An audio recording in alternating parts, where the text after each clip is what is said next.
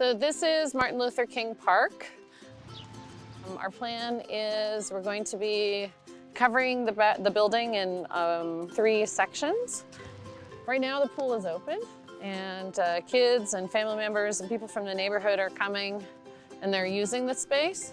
My process is to see if I can connect with as many people from the neighborhood, see if they'd be interested in donating fabrics.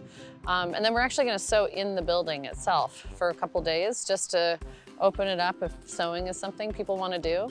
But the idea is to create this big electric visual. So we have nature all the way around us, a lot of greenery. And then we'll have this big electrical, angular chevron-shaped piece that goes on top of the building. This work is public art, essentially, like temporary public art. So it's not in the gallery world. Like a lot of times when people think about contemporary art, they think, oh gosh, I should, selling artwork is how you make a living, right? This is different. This is more with the grant systems, working with volunteers, just trying to kind of erect it together. Yeah, Edgar, this looks great. That bounce is awesome.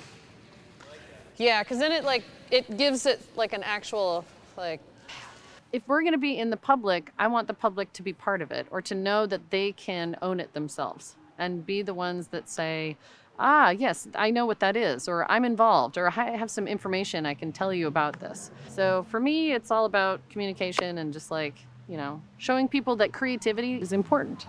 I like this slow roll. So essentially we have like 3 different groups of people. We have the people that work at ArtPrize. We have Brandon and Edgar and Jolie. All 3 of them have been working with me on the whole project, which is great. And then we have volunteers who have been here for a long time, which is like Fatima. She's been here for a long time sewing since the beginning, and she loves to sew. And she's really excited and has a real excitement for seeing this project finished, so she comes on her off time. Not even when we have a set time for volunteers to show up. She just texts me and I say, yeah, come, hang out, and she's great. I just love this. I just love it. I think it's fantastic. It's a great project, and I think it's going to be great for Grand Rapids. The 3rd group of people we have is the boys and girls that you see in the background. And so these kids are from the Boys and Girls Club in Grand Rapids. And we open it up to them, say, hey, do you want to participate in this large-scale project? We'll teach you how to sew, we'll play with fabric. And actually this morning we made some pieces that are going into this project. I'm Karen Weaver. My connection with the project is I'm a sewer. This is my 11th ArtPrize. But when I came to sew, they realized that I had been a child in this building that they're covering in fabric. Working on this piece was exceptionally important to me because that park has always come to symbolize the coming together. And this installation is the coming together of, all the people who are sewing it. I've just met the coolest ladies. But the very building itself, for me, is the coming together. All the fabric, like I said, is donated. So everything we receive is not purchased. So it's either rejected fabric from a company of some sort, like Pantone or lots of different companies, and or people's fabric they have at home. And so you'll see different patterns and shapes and colors, and we're piecing them together to look like a big geometric kind of abstraction that goes over the building. Fabric is something that has that personal connection to people, like the patterns resonate in a memory that you might have had as a kid.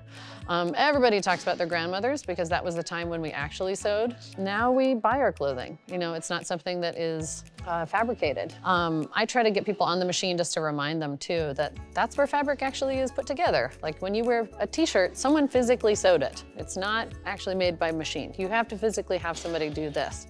This is the first time I really feel that I'm adding to the community piece.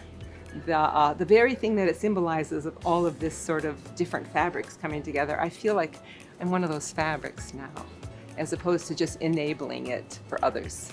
So first what we do is create fabric pieces. So we get all the donations and we start organizing by one color and creating these long re-bolts of fabric, like remaking bolts of the same color. Then what we do is I create a design for each building. I go to the building, do a site visit, see where people are going to photograph the piece, see where the most visible places are. How do I create a design to really make an impact so that if someone's driving past for the first time and they see this, it's gonna drop through the floor. It's gonna be an eye opener, a shocker. And then what happens is that we take the bolts to measurement. So I start breaking it up into, say you take the three-dimensional thing and you flatten it. And those flattening patterns become the thing we put on the gym floor to lay the bigger pieces out, to pin together and sew together. Sometimes they're more intricate and sometimes it's more garish and big and open.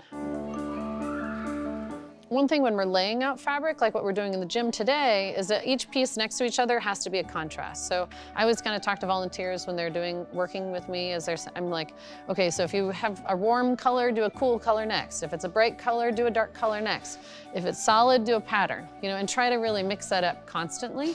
I give people license to make too. Like even though I'm like, okay, this is a design and this is what I'm working towards, in the end, a lot of times I try to say, it's cool, just go for it. Like see, being on the gym floor and piecing pieces together, if it feels right, go for it. Ooh, that looks so good. Polka dots. Oh my gosh. I just feel like it's supporting the citizens of the city to see how contemporary art can be positive in our world and not exclusionary, because that's a very common practice when it comes to institutions, museums, galleries, even the community of the contemporary art world. We are exclusionary. It sucks, And so if there's any way we can find this bridge, I think it's important.